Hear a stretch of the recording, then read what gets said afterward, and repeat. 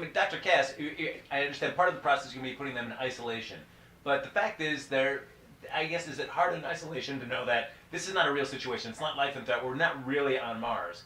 How do you replicate as best you can those sort of that day-to-day existence of being on Mars in your isolation here on Earth?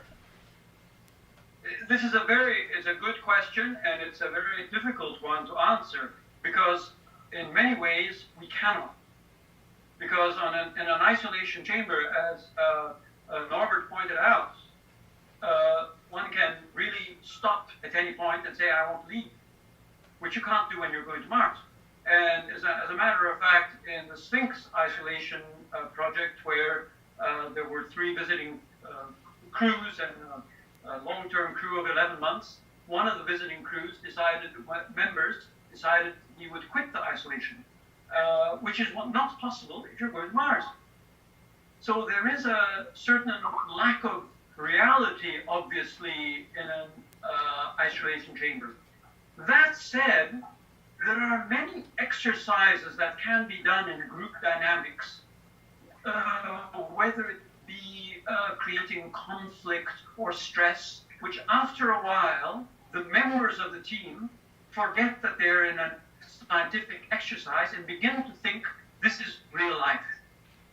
And therefore, although isolation chamber, keeping people inside for a while, is not a replication of a Mars mission, we can create certain stressful situations, and some of them will become fairly naturally coming up.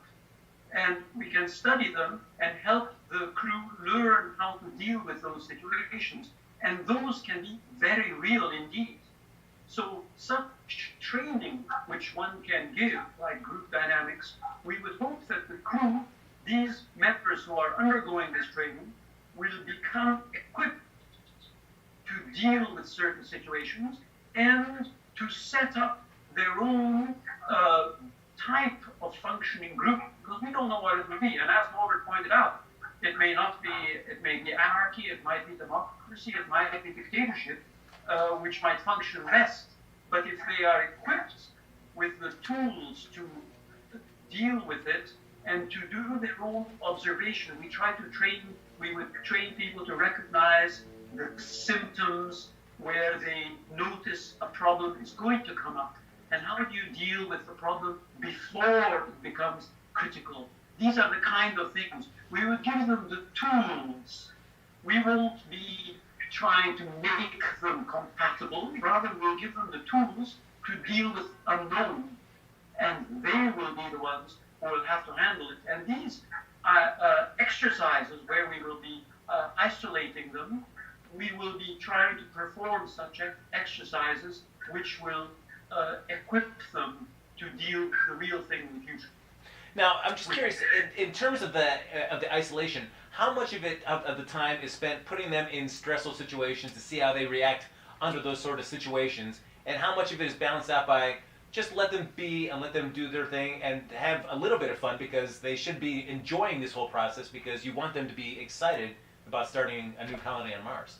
How do you balance that? We've got to get useful data out of this to also making sure they're enjoying this experience as well. I think both is important, but it's always, you have to think, we watch them all the time, and the people online will also watch them all the time. So the point is, they are relaxed, and the relaxed time is for us a lot of information too. What they do in their free time. Can they use it usefully, or they just sit and stare at the ceiling, or get bored or depressed or whatever it is? So this is useful for us too. We will give them a lot of situations, but then we calm it down and calm it up. But it's always the unexpected one we have to give them, because you never know when an alarm gets off, and it doesn't matter which time in the day or which time in the night, and that's where we put them up. But they will have, we want to see what do they need in the time of freedom, because some things we didn't think about it. They say, hey, we would like to have this and this additionally, or whatever it is. We want to learn from that too. Is there something else they need additionally? So that's where we'll work on that too. Because from the space station, to be honest, I never heard an astronaut who sits up there and say, hey, I would like to have this and this. Maybe I just didn't hear everything, but we don't have the information about that. But from our applicants, because they are on Mars, they have some needs we haven't thought about it at all.